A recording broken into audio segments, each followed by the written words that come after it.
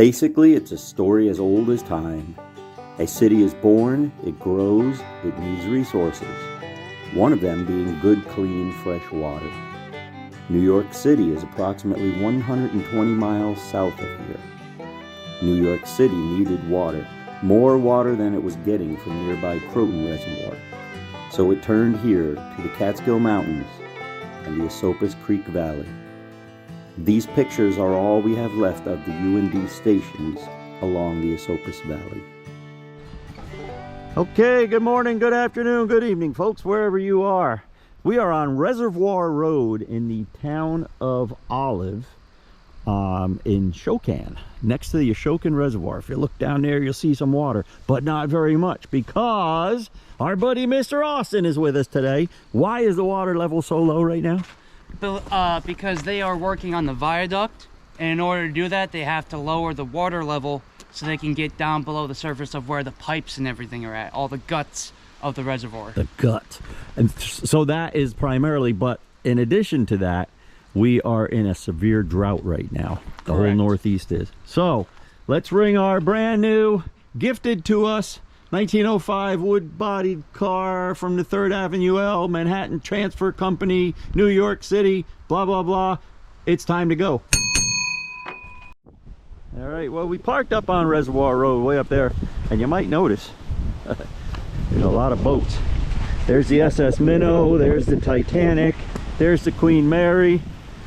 We're getting there. And I left my coat in the truck, and I regret it. We're gonna hang on to our hats here, folks. We're going on a journey. Hold on, kids. Get comfy in your comfy chairs. Oh, we made it. I'm freezing. I'm only kidding. This is the local ocean. This is the ocean. Us local folk. The Catskills Ocean. Indeed.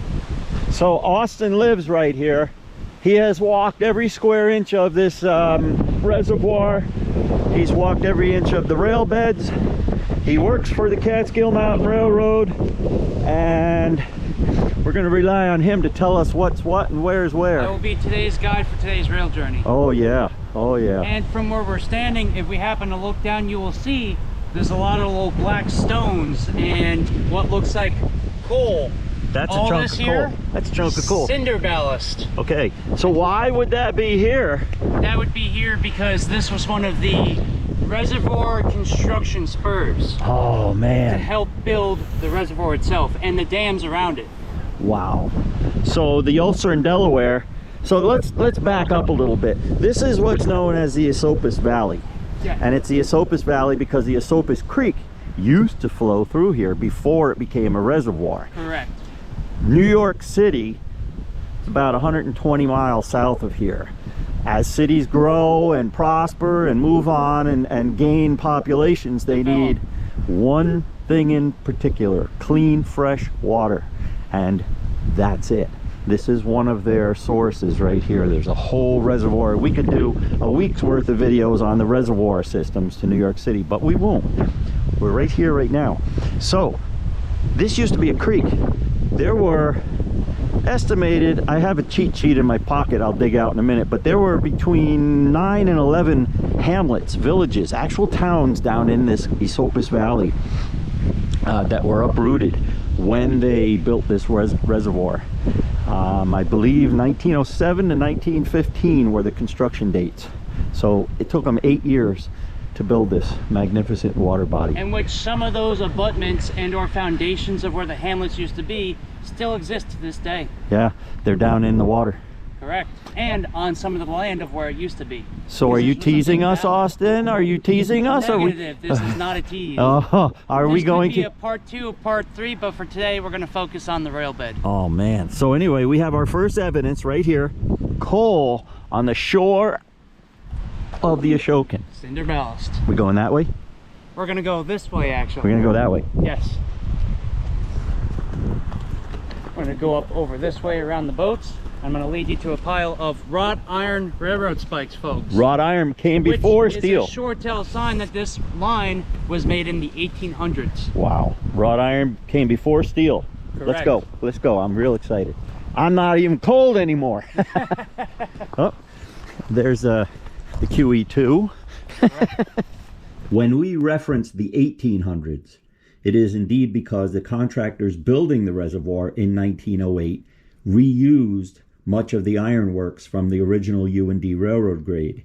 These spikes, plates, pins, bolts, and rails were indeed manufactured in the 1800s out of wrought iron. There must be 10,000 boats in here. Austin, we just passed one, and he said, there is the Edmund Fitzgerald. A gold mine, if you will. Hey, wait, is that your hat? No. Look at this, guys. These are cast iron.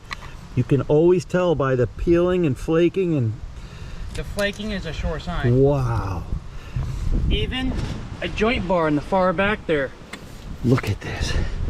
This is Austin's You stash. can tell that's from the 1800s because the joint bars didn't have those tapered ends to them. It was just a cut piece of metal, square, put on each side of the rail web, and bolted together.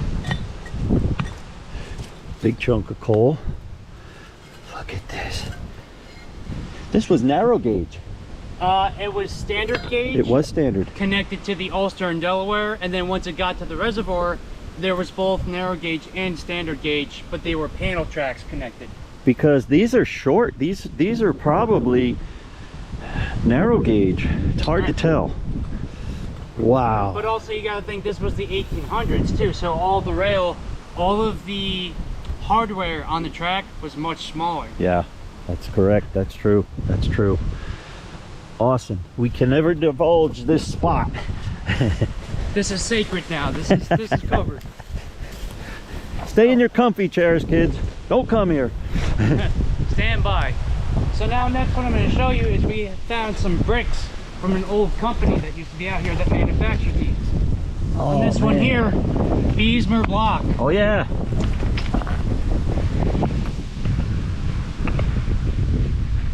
Got another one here. It's got some writing underneath it. Kingston something. That's Kingston right there.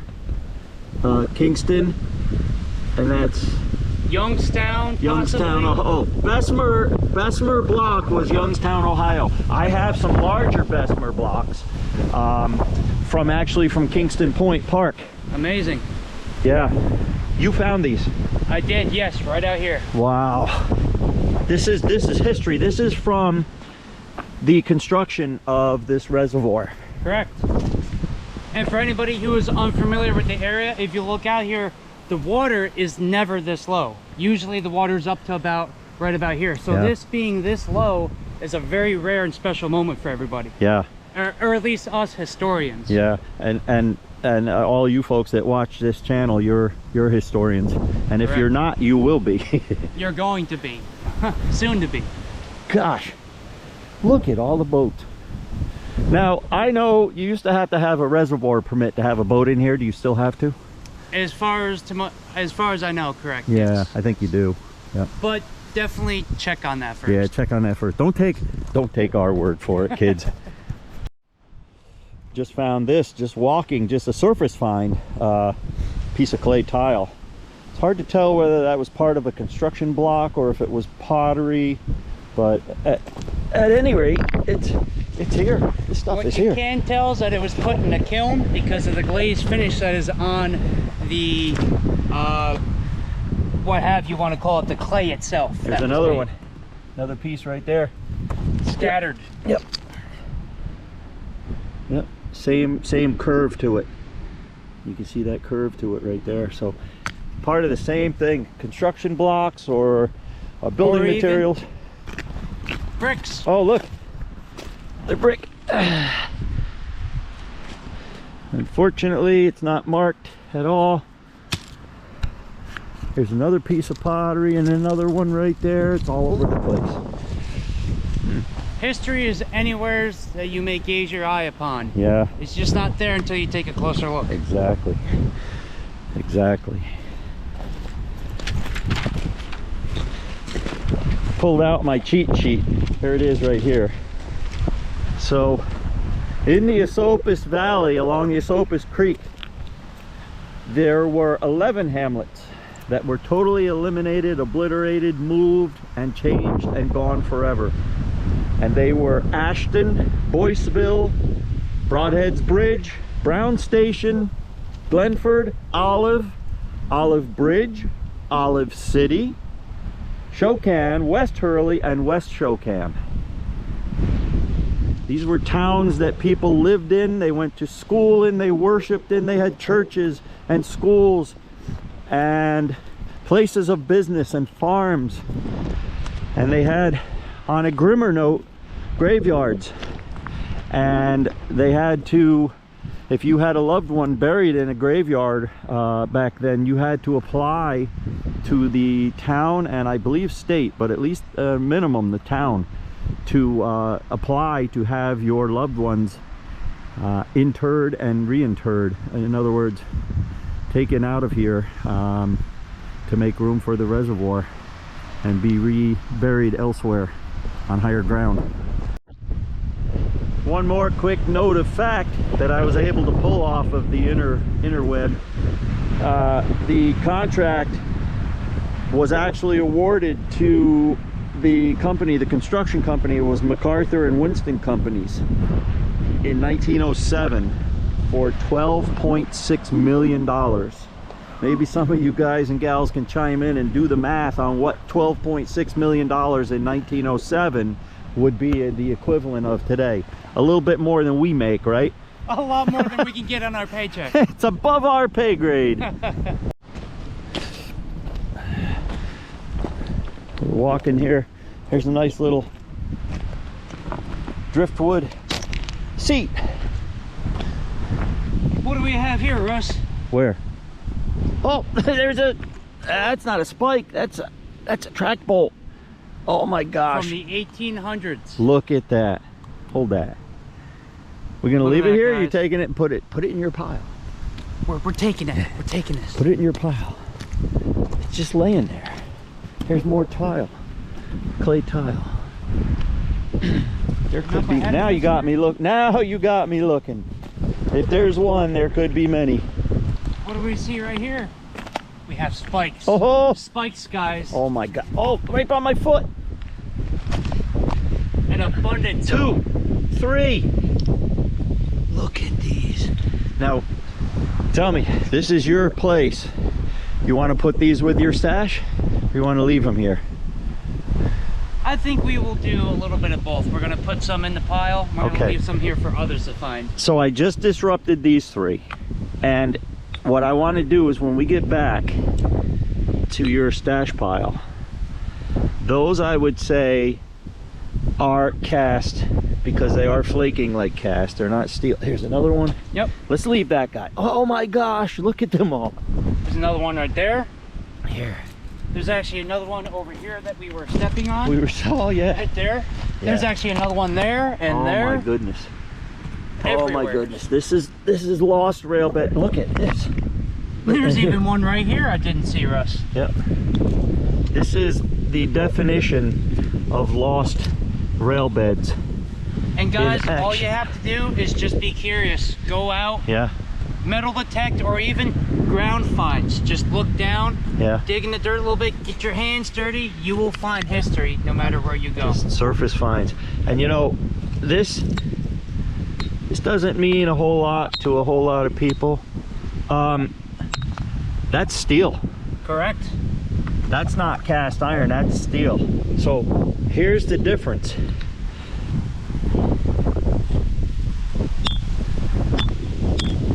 Flaking versus These are steel. These are steel. I finding would- chunks, which yeah. will show that it's rust on Yeah. which steel rusts. So Wow. They're all over the place. There's 3, 6, 9. and what's And a there's nice still little thing, more in the ground here. if anybody's interested, if you look at some of these spikes, if you're a railroader like me or Russ, if you look at the head of the spike, if there's any kind of indentation into it, that's called a cutthroat spike. That's from the rail moving so much, and that will give you an indicator saying how frequently that this line was used, telling you that the rail was moving a lot, the spikes were moving a lot, just by that little divot that's in the railhead, or I mean, excuse me, the spike. Like that right there, you see that, guys? That's Yeah. from the base of the rail rubbing into the spike head because the tracks were so loose and moving around so frequently. Wow. This is, see, Austin works the track crew. There's only 2 or 3 of you guys that work the whole track crew, About but 4 of us, Austin's correct. out there full time every day, day in and day out, and he sees this kind of stuff. That's Even incredible. off the job, I'm finding spikes. Even off the job. Can you see that? That's special. This is awesome. This is awesome. Now, Austin's got, as if this wasn't enough, Austin's got one more little trick up his sleeve. We have a gradient, folks. Let's go. Right up here. All right. That's right out there, 20 feet out from the SS dinghy here, where the spike's in the ground. Look at this. This is, now, just so we can all be on the same page here, you had the original Rondout and Oswego that turned into the Ulster and Delaware Railroad that used to go out through, probably along the creek, somewhere out there in the middle of what's now the reservoir. That was the original alignment. When the reservoir was constructed, New York City and the railroad got together and they worked symbiotically together because the railroad brought in materials to build this. Then once it was established, the construction company built their own little railroad to move within their construction area. The Ulster and Delaware was relocated up there to higher ground, to what's now out this way, the 11.1 miles Ashokan Rail Trail, ART. That's the original secondary new alignment. Correct. This is more than likely construction spur used in the construction of this reservoir. Can we go that way? Correct. Can we? Yes, we can. Let's go that way. And then he's got more up his sleeve, because down that way there's some cool stuff to find too. We're gonna find it, folks. Oh wait. Rub face. We'll play on words there, guys. So we are walking on Now, construction company owned construction grade railroad bed used in the construction of the Ashokan Reservoir. that could have brought in from concrete to pipes to wooden beams for temporary structures to hold up for building, bricks, anything you name it to build a reservoir was hauled on this line and brought down to the sites of where the reservoir is today. So Austin told me off camera, if we keep, we're walking east now. Kingston is that way. Behind us is Boyceville. If we were to walk this way, how far is it before we connect to the Ashokan Rail Trail? Roughly under a mile. Under a mile. Okay. We gonna do that, or we're gonna go back the other way? We're gonna go up a little bit further, Okay. then we'll go back. Okay. All right. Austin's the boss today. I'll be today's rail guide, if you will. All right, Austin just informed me it's just under a mile continuing east till it hooks up to the Ashokan Rail Trail, the modern day walking trail. So we're gonna save that for part 2. Correct. So stay tuned, guys. But in the meantime, we've got some stone walls here. We've got another one going down here. Quite possibly from original farms that were here. I don't believe the reservoir people or the construction folks or even the railroad made these stone walls. I think they just were stone. We have spikes. And More these spikes. were, folks, founded right here in the ground on the grade itself. These are not staged. These were right here on the original alignment. Or And- the construction alignment, excuse me. And we're going to, what's it called? Debunk. Correct. So my last name is Bonk, B-O-N-K. If I were Daniel Bonk, I would be Debunk. So we're going to debunk the fact that these were not staged in place, because in part 2 we're coming back with a couple metal detectors and we're going to beep beep beep beep and we're going to dig them up on film for you. We're going to find the genuine thing. This is gradient right here. So he's got one more thing up his sleeve back west of here, but not too far, on the way back to Beekman. And then we're going up to Woodstock.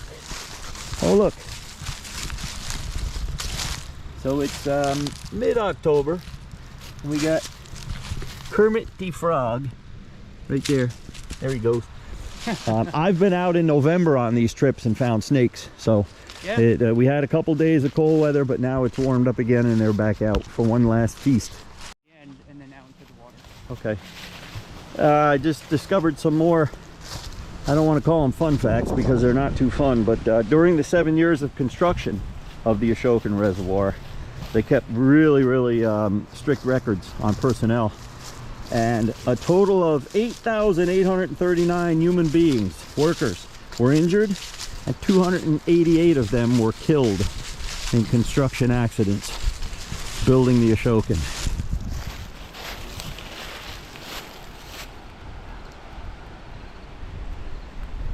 All right, we're heading west to the next little trick spot up his sleeve, and then we're going to go to Woodstock. Dude. Hey, buddy, come here. We got a friend. Very excited. Say anything and... Hi, buddy. What are you doing? What are you doing?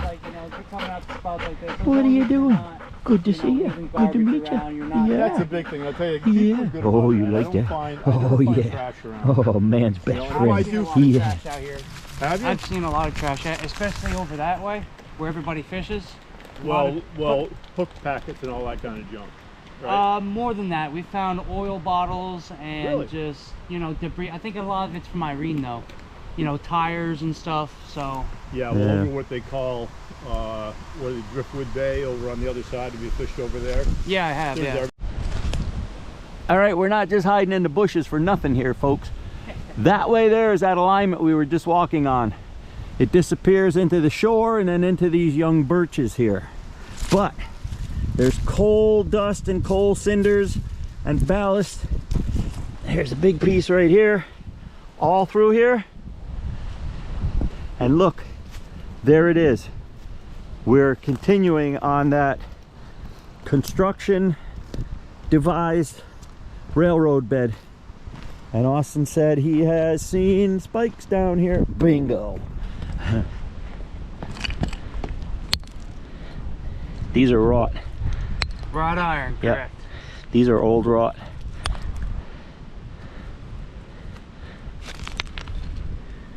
These are old wrought ones.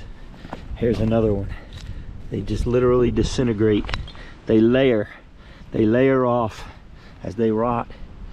They rot just like wrought iron rots, just like wood. It comes off in layers. Exactly. And here's more. And here's for any, more. you know, naysayers out there being like, oh, it could have been a road or something like that. Well, no. You have cinder ballast, you have spikes. Yeah. What else could it be? Yeah, this undeniable right here. Back that way we just were, where we met our friend Mike with the dog. He's going out fishing. He did have a little device on his phone, and we were able to find on his phone screen the original channel of the Esopus Creek. It's 82 feet deep as we stand here, even with the reservoir being this low. The channel itself, the channel being the original creek, is, as we speak, 82 feet deep. So there's 6 or 7 more. Prominent. Wow. This is it. So that's the dividing weir right there. That is the Or dike. The dividing weir is going to be off to the dividing weir is okay. Beekman is up there somewhere. Right. The dividing weir is right behind those trees. When we leave here, we're going to get back in the truck. We're going to drive over it because Mike informed us there is evidence of 2 big sheer vertical cliff bluestone walls where there used to be a quarry. When we get back to the Google machine back home in the safety of our office. More spikes. Another one right there.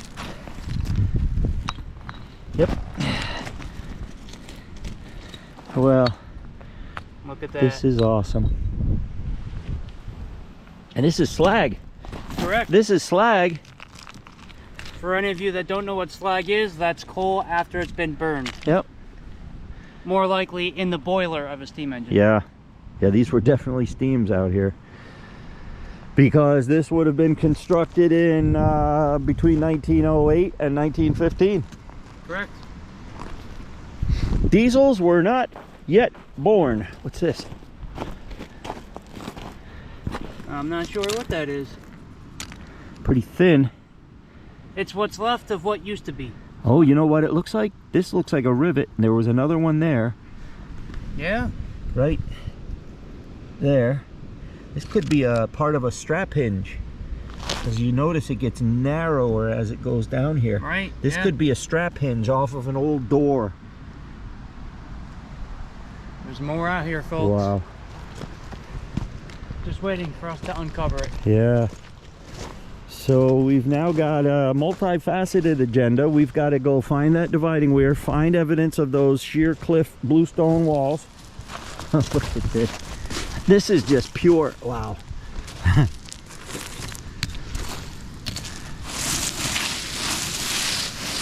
Cinder ballast, spikes. We got it all. Prior to, I would say, a couple of months ago, how long has it been this low? It's been this low for at least 2 months now. So prior to 2.5 or 3 months ago, we would be standing in 8 feet of water. The water would be above our heads. Yeah, yeah. Yep. And this road bed, this railroad bed here. Wouldn't even be visible. Here's another one. Wow, that one's really delaminating. Hold that. Look at that. It's just flaking and delaminating.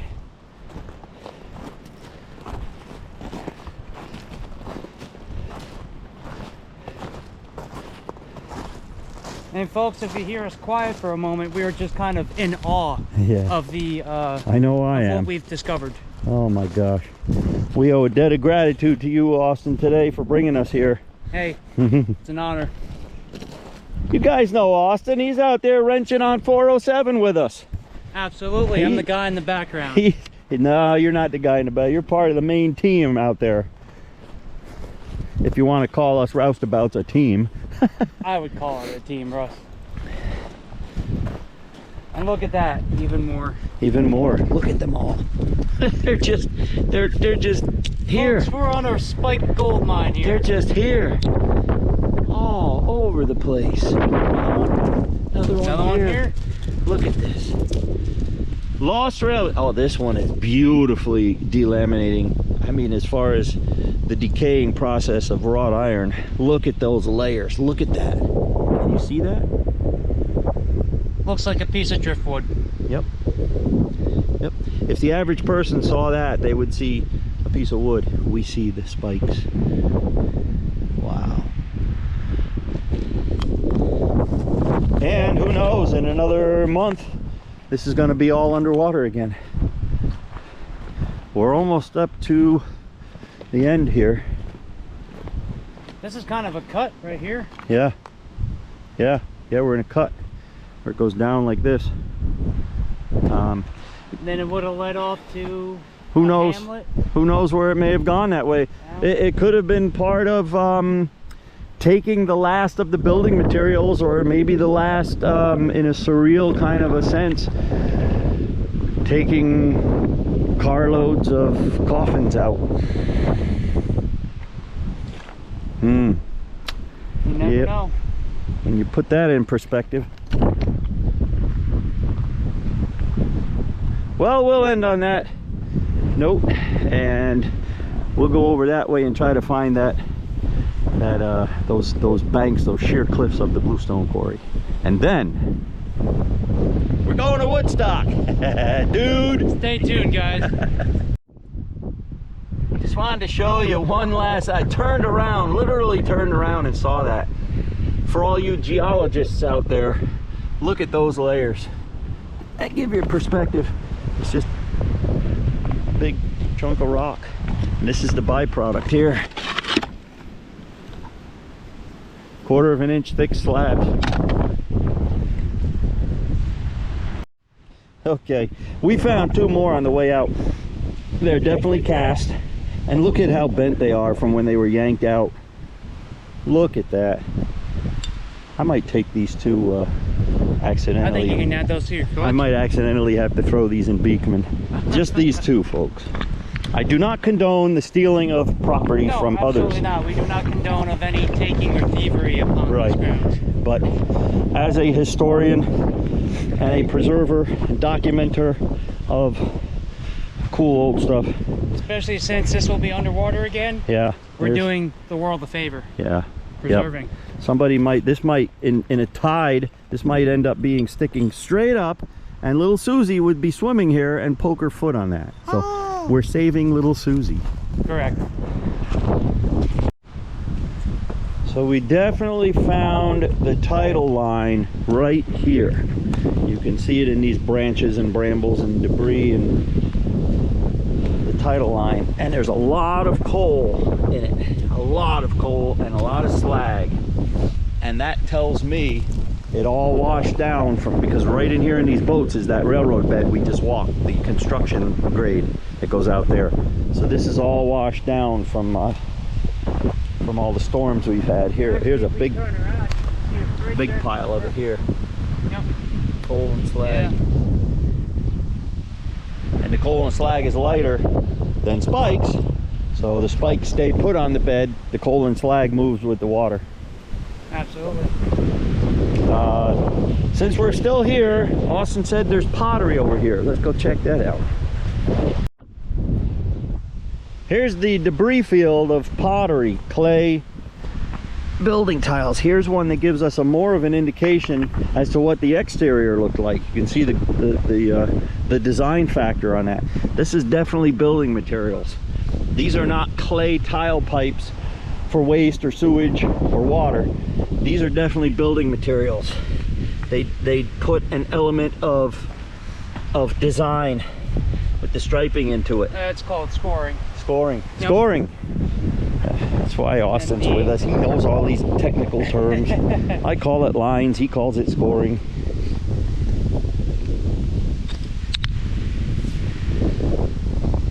And then This is the debris field. Correct. This is all that clay building material blocks. There's a big piece.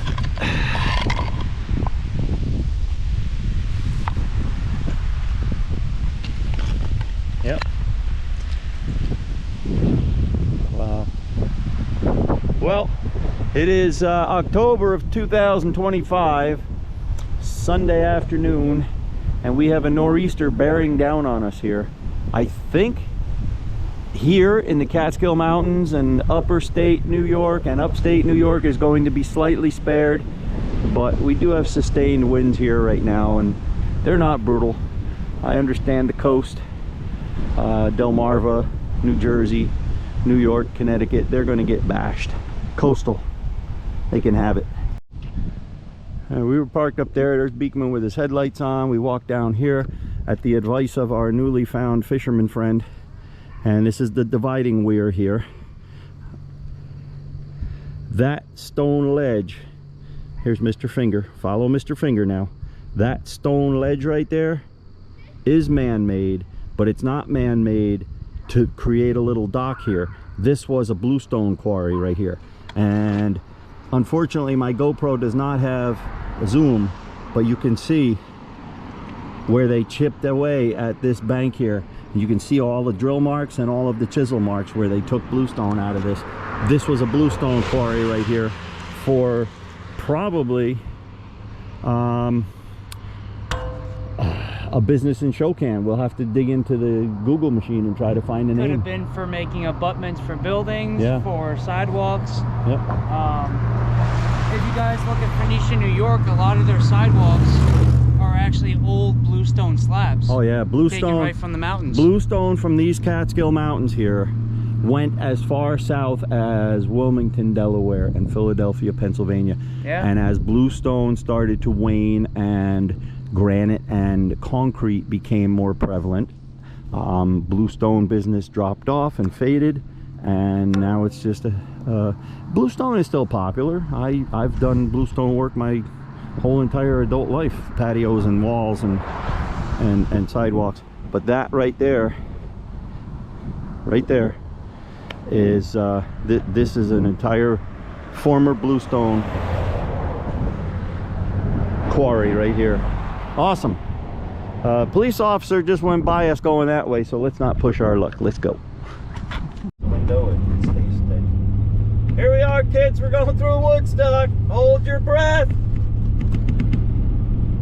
Oh man, there's young hippies, old hippies, funny looking hippies, cute hippies, ugly hippies, tall hippies and short hippies, and some folks that aren't hippies at all.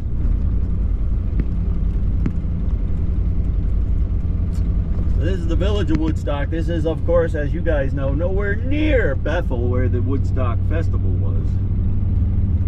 That's down in Sullivan County. There's a drum circle. But we are on our way to the Station Bar here in Woodstock, which is the Ashokan Station, which this is the third and thus far final resting place of the Ashokan Station. It of course started out on the main line, Ulster and Delaware, along the Esopus Creek. Reservoir was built. They moved it to the new alignment on 28, and from there in the 1970s, when Penn Central had their say in the game, they said get rid of this thing, and a private person bought it and moved it up here. It is now a very, very eclectic bar. Whoops, did we pass it? No, I don't think so. Nah, it's up here on the left.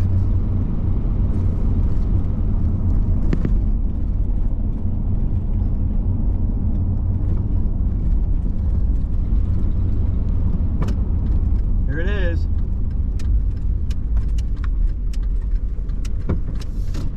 Here it is, the old Ashokan Station with a seating area added on. Oh, we can turn that off now. We'll bring you guys inside and show you.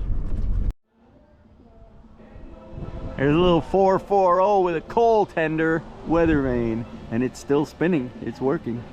Awesome. Cupola tower. So this this addition here is obviously new, but then one nice thing they did was they chamfered all the corners to blend it right in with the feel and look.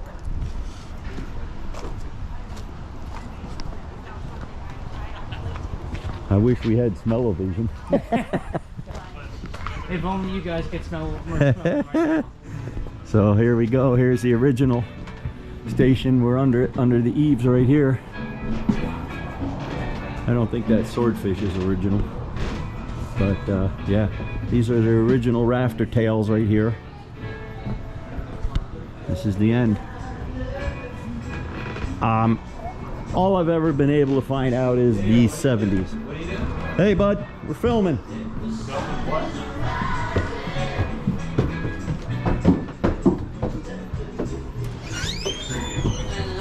Here we are.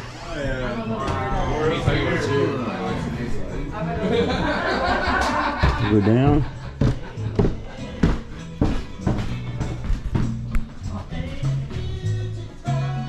REA. Here's the bay window. Ticket window. Ticket window. Right here. Not quite sure. That's just a gathering of about a zillion folks. I beat my son Austin on this pool table one night, Austin. Did you? Wow. Yeah, and he was so mad he lost. He sat here and played a song on the piano. Played the blues. Yep. So this, I believe, was the passenger waiting room. Okay. And a lot smaller than Phoenicia's. Original wainscoting. Yeah, much smaller than Phoenicia's. But, you know, Bobcats are extra. Yep. Wow. Little bump out here is original. Could have been a spot for luggage. Could have been a luggage container holder spot. Yep. Wow. But yeah, definitely original ticket window, original bump out bay window, and not sure if that would have been original. Quite possibly. Could have found it at an antique shop somewhere too. But this is it. Say the wood panels up top are all original. Oh yeah, the wainscoting, all that's original. Yeah. Definitely. Yep. Let's go outside and walk around. Catch a contact high.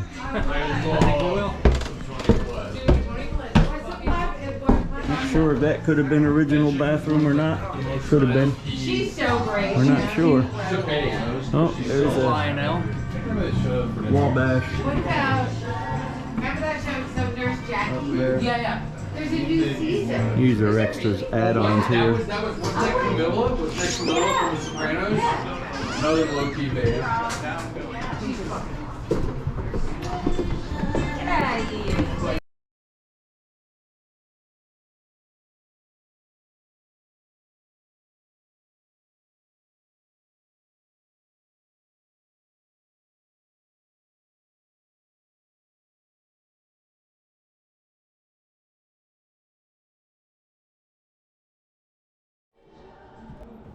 Here's the bump out bay window here.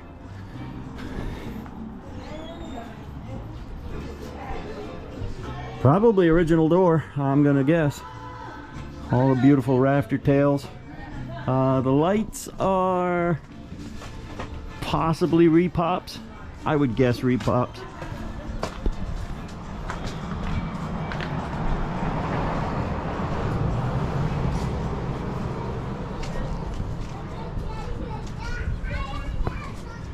And we got a fence here. Can we get past the fence, maybe? Yeah, we'll go outside the fence. Anyway, kids, this is the original Ashokan train station. There's another big panel door right there that coincides with the one on the other side. That was definitely passenger waiting room. Definitely. Looks like this fence goes down. We can't get there. We have to go around the other way.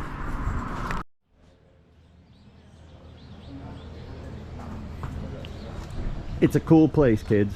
Oh. Even Laurel and Hardy come here. Yep. There's the final peak. For having this building moved from 3 different locations, it is in beautiful shape. Yes, it is. Well, hopefully you enjoyed our part 1 of the Ashokan Reservoir journeys, and Austin going with us and acting as a tour guide, showing us some really cool stuff. He's got some more stuff up his sleeve. Part 2 to follow. Thanks, guys.